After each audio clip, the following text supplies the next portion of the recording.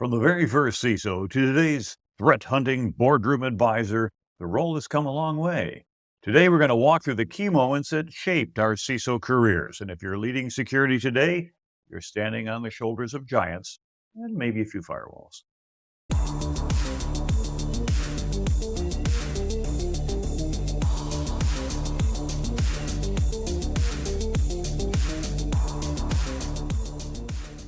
Hello and welcome to another episode of CISO Tradecraft, the podcast that provides you with the information, knowledge, and wisdom to be a more effective cybersecurity leader.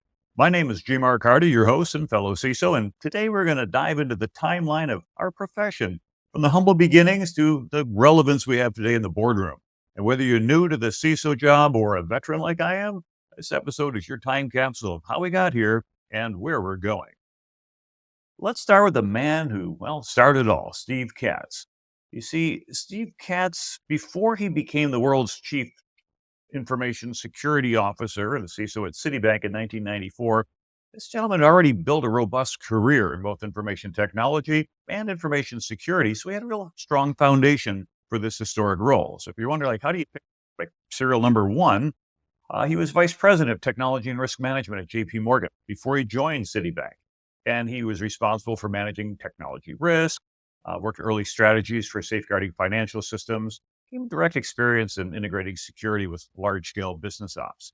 And then, although the role of a CISO didn't yet exist, he was already focusing on security and risk and things that are core to the discipline, access controls, secure network architectures, incident response processes. And a lot of this work had an emphasis on governance and how do we align our security with our business objectives. Plus, he had built a reputation for business and technology integration. He was able to translate technical risk into business language. You probably heard that on the show a lot. And known for bridging the gap between the IT and a business, which was really important when Citibank was trying to create a security leadership role that would, report to and then appeal to the executive suite. Now, in 1994, Citibank had a significant cyber incident involving Russian hackers, no surprise, infiltrating their systems. And at that time, information security was kind of largely an ad hoc responsibility. It was part of what you did as a collateral duty as an IT administrator. There really wasn't a cohesive strategy. There wasn't a governance model, really no executive oversight dedicated to protecting digital assets.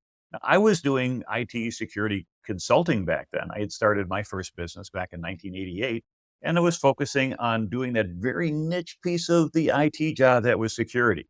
And I can tell you in my early days, it was a little bit like hand to mouth, where you go ahead and you get a contract, work the job, you get paid, and then you take all that money and you burn it up trying to find the next customer and things such as that. Well, that early pioneer stage gave way to a little bit more of a professionalism because Citi had recognized having a centralized executive level security oversight with someone like Steve Katz.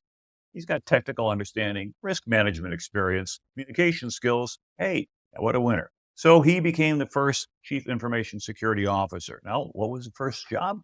Build an organizational-wide cybersecurity program going to report directly to higher levels of leadership. Now, he approached this with some vision. It wasn't just a technical hurdle. He looked at it as a risk issue. It had business implications, frameworks for risk assessment, collaboration across departments, and kind of defining what cyber governance could look like. So it really wasn't just a new job title. It was the beginning of a new type of leadership, someone who could bridge business, technology, and security and bring it together. Now, as the 1990s progressed into the early 2000s, we had the rise of security certifications. ISC Squared launched the CISSP, the Certified Information Systems Security Professional, back in 1994. Covered at the time 10 domains, and now we got 8. That range from cryptography, security architecture, legal consideration, etc. The idea was to set a foundational basis for cybersecurity leadership. Now, only 46 people got a CISSP the first year, but by the time the new millennium came around, it was almost to 3,000. And I remember when the founder of that kind of came to me and he said, "Hey, Mark, Hal Tipton, you ought to get the CISSP. It'll be good for you." And it's been 94 or 95, so I probably could have had a 2-digit CISSP number, but I didn't get the vision. I didn't wait until 2000. So yes, my CISSP is over 25 years old, and probably the people who are still practicing, it might be in the top couple hundred survivors, but so what, who cares? The idea was it started the concept of a certification as attesting what you knew. And in 2002, ISACA came out with the Certified Information Security Manager credential. That was more focused on strategic alignment, risk management. Great if you're aspiring to CISO. I actually applied for under their grandfather rules. The fact that I was already existing practitioner could have been grandfathered into CISSP. And I'm thinking, like, I didn't get the vision. Well, this time I kind of get corrected. It's like, yeah, I'm going to hop on board that. And having that CISM, I continue to pay those dues and have been doing so for, again, about 25 years. SANS introduced the GSLC, the Global Security Leader certification, a couple years later, in response to the growing recognition that cybersecurity leadership needed more than technical expertise. You had to have strategic oversight, policy governance, risk management, and the ability to communicate effectively with executive leadership. Now, SANS has been known and still is known for their excellent technical courseware. GSEC, GCIH, being able to culminate in the GSE. And for my fellow SANS instructors, when I used to work there, having a number below 100 was a big deal, having one of the first global security experts. But Stephen Northcutt started teaching the Management 512, wrote it, taught it. Full disclosure, I taught that course for about 10 years at SANS and really loved it. I thought the content was awesome.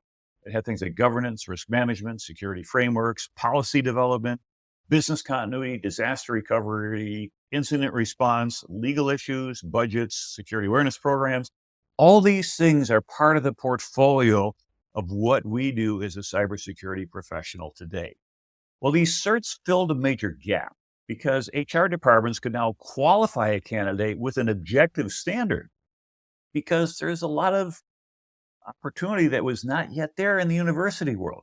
You couldn't get a degree in cybersecurity. You can now, but in the early days, it really wasn't out there. When I went through and did my computer science degree, hey, it was with punch cards. So, I guess I'm showing my age a little bit. In any case, when I had a chance to work as an adjunct professor, it turned out that the approval process for curriculum change took a long time.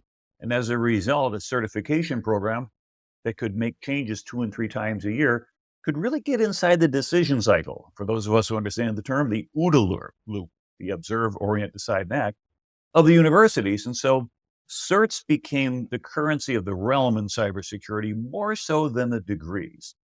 Now, it provided credibility. Then what happened is we started to see all this training taking place. There's a SANS, which dated all the way back to 1989. Hard to believe that I started a company a year before them. But of course, they're now probably a 9-figure business doing quite well and adding all kinds of value to the community. But they had all of these analysts, defenders, incident responders, as well as people who want to work their way up into the security leadership position. EC Council launched the Certified Ethical Hacker, the CEH, who would take offensive security, turn into a legitimate career path. And now with offensive security, you can have practical lab-based exams that are really going to push your candidates to prove real-world skills. And for CISOs, this is a transformational development. You could hire team members that had verifiable, specialized skill sets, and then you yourself could pursue leadership training that would actually align with your operational reality. Well, sometime in the 2000s, we got all this regulatory wake-up call. After Enron, WorldCom, Sarbanes-Oxley Act was passed in 2002, and that required publicly traded companies to establish strong internal controls over financial reporting. Well, for CISOs, this now all of a sudden means that you might have a seat at the audit table because IT controls, change management, data integrity, these are no longer optional. These are mandated. At the same time, the healthcare section saw HIPAA's security rule finally go into effect in 2005, although it had been around for a number of years.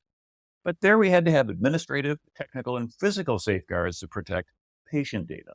Then the retail world was introduced to PCI DSS. Version 1.0 came out in December of 2004, and that standardized how payment card data should be handled. See, these compliance regimes created a whole new era of accountability.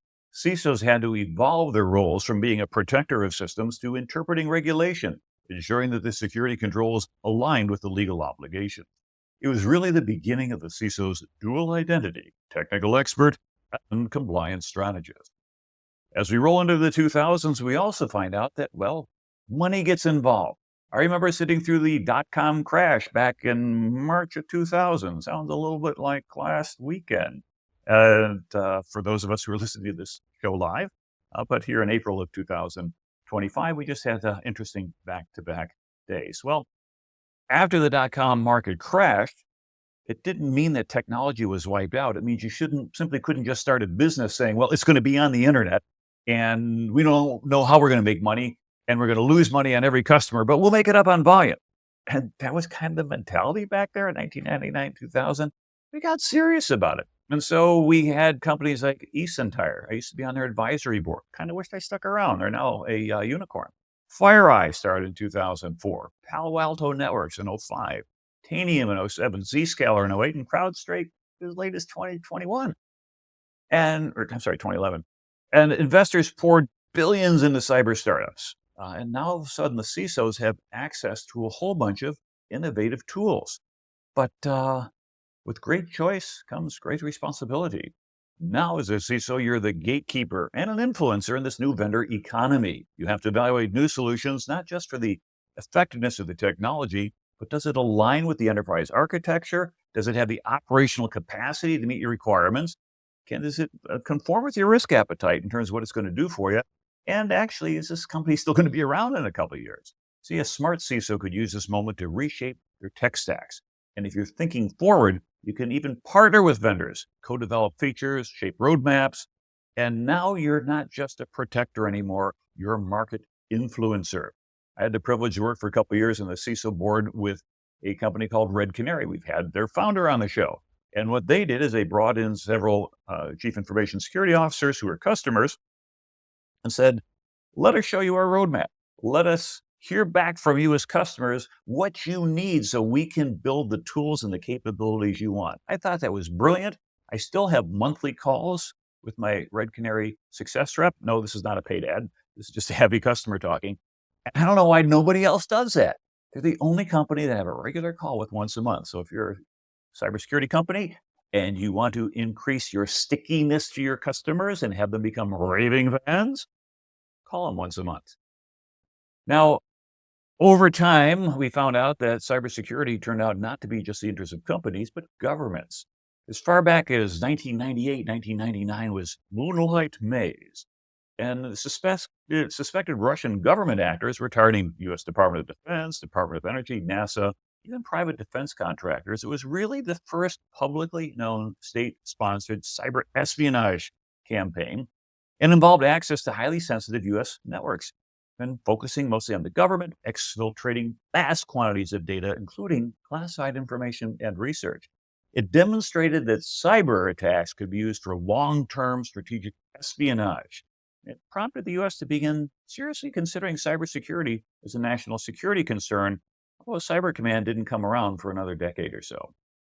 Titan Rain, which is believed to be Chinese military hackers, probably Unit 61398, APT-1, was targeting Lockheed Martin, Sandia National Laboratories, NASA, Army Information Systems, and really those are coordinated attacks going after defense contractors, government agencies to steal sensitive military and aerospace data.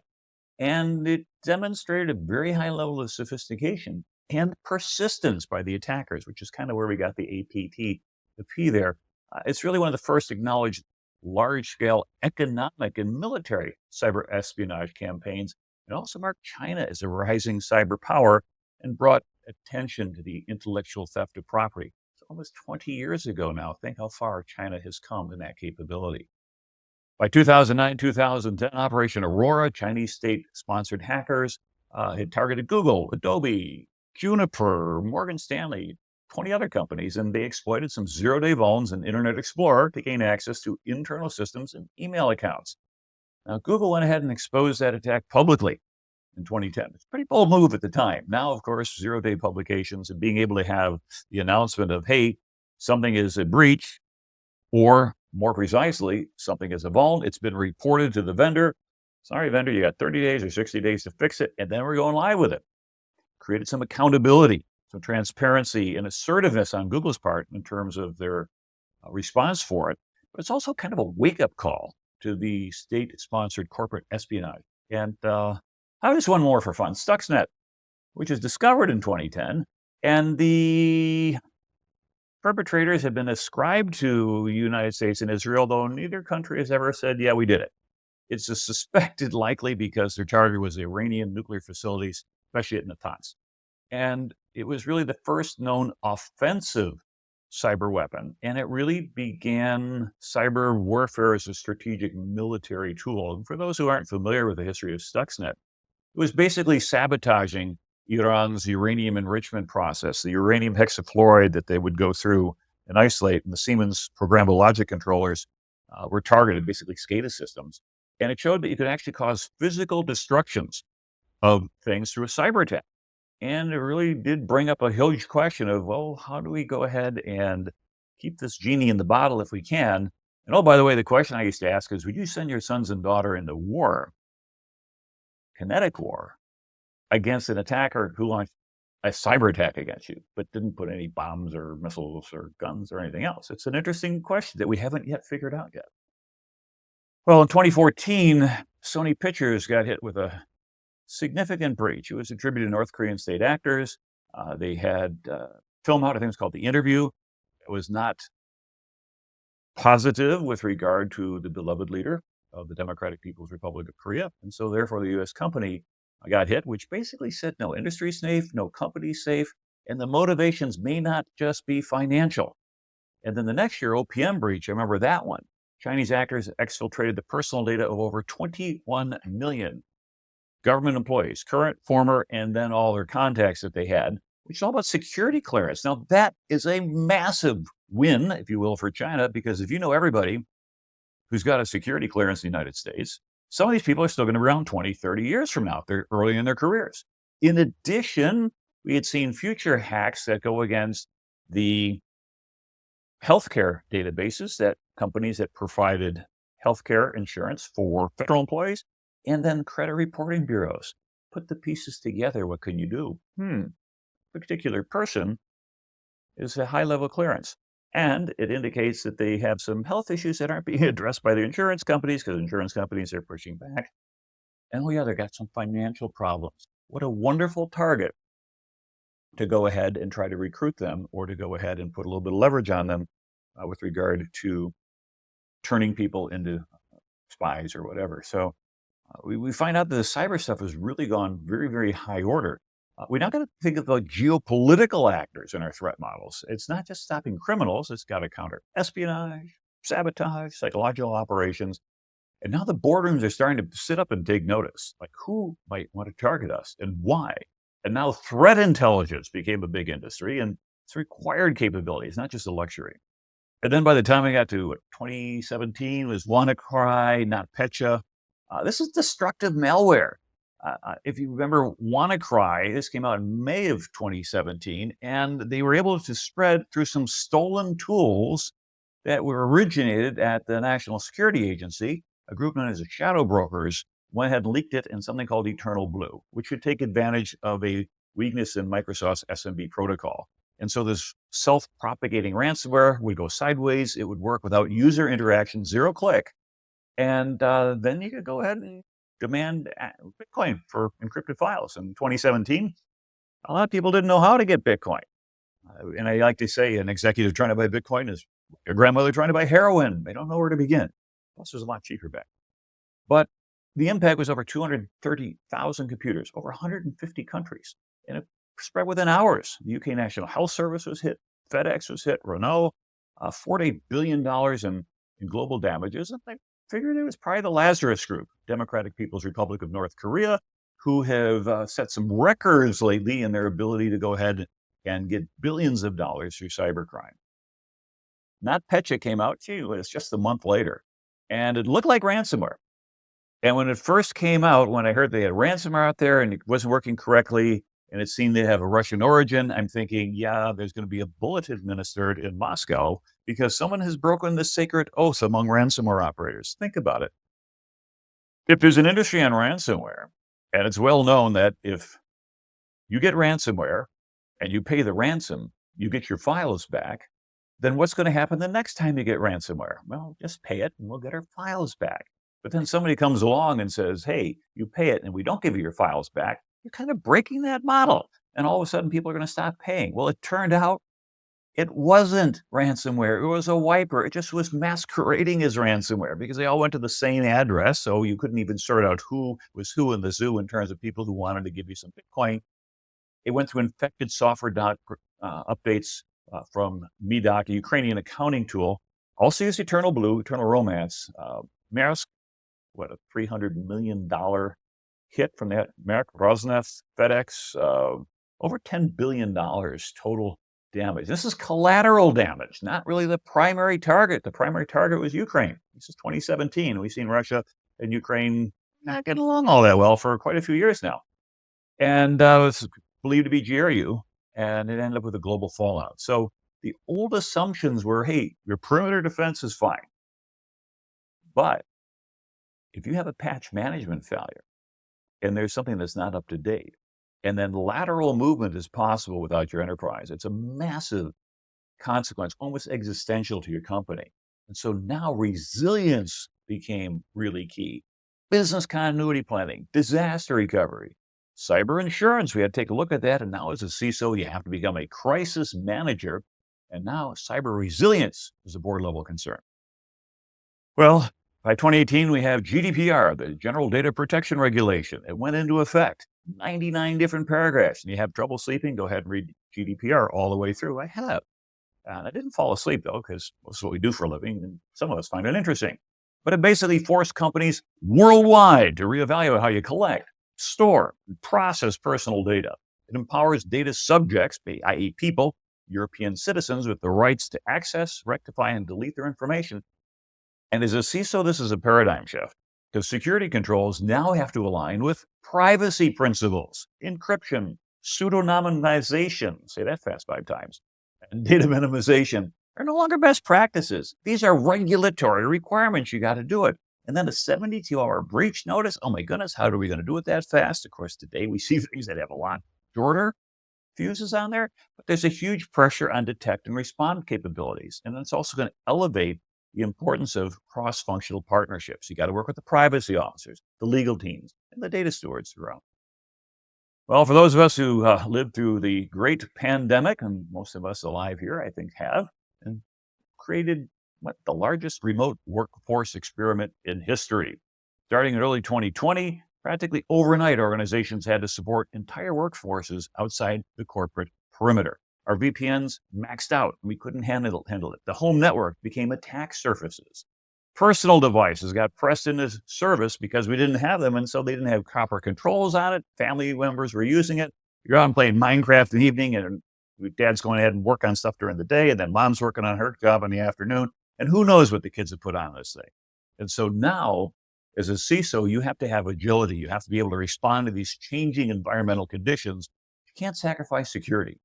Where's your new perimeter? It's identity. And now we have to go to zero trust models and endpoint detection and response and CASBs and cloud security platforms. And now all of a sudden, you have to accelerate your security programs, and all that technical debt comes due. And it's also really a cultural inflection point, because if you succeeded as a CISO in making your organization go through this, you became a trusted advisor to the business. You weren't just a policy enforcer, because you could do transformation while maintaining trust. I remember in early 2020 when I had just finished writing an incident response plan and disaster recovery plans for the organization. And then my client had said, hey, could you write a pandemic response plan just in case? Well, hey, I already had the template, so you sort of changed disaster to pandemic, global search and replace. A little bit more than that, but not too much different than people can't get to the office because of a massive snowfall, or earthquake, or flood, or fire, or building shutdown, or anything else that would keep people out of the office. It was much the model was built around. And then we tested it. Told everybody, bring all your equipment home, your phone and your laptop and your chargers on a Wednesday. Work from home. Nobody had ever done that before in the history of the company. I always came to work Monday through Friday. On Thursday, we all came back in the office. We sorted out notes and things like that, what worked, what didn't. Okay, we said, okay, Friday, so Thursday night, take your stuff home with you again. Work from home on Friday. Have your chargers, your paperwork, your laptop, and we'll talk about it on Monday. Well, over the weekend, Washington, D.C. shut down, and they stayed shut down for 66 weeks. We had 0 interruptions in the business. Everything kept rolling. Why? Because it got lucky, because we had tested this plan literally the day before everything went down, and we had all the bugs worked out. As a result, other companies scrambling for connectivity, scramble. We did just great. Let's look about today. What challenges do we face as a CISO? You got to deal with risk, you deal with resilience, you got to deal with reporting, you got to be a technologist, a communicator, a strategist, and regulations are only going up more and more. Now, the SEC requires public companies to disclose material cyber incidents within 4 days. Now, you got to be fluent in disclosure language and materiality assessments. Boards say your metrics have to tie your cyber risk, business outcomes. It can't be just focused on IT.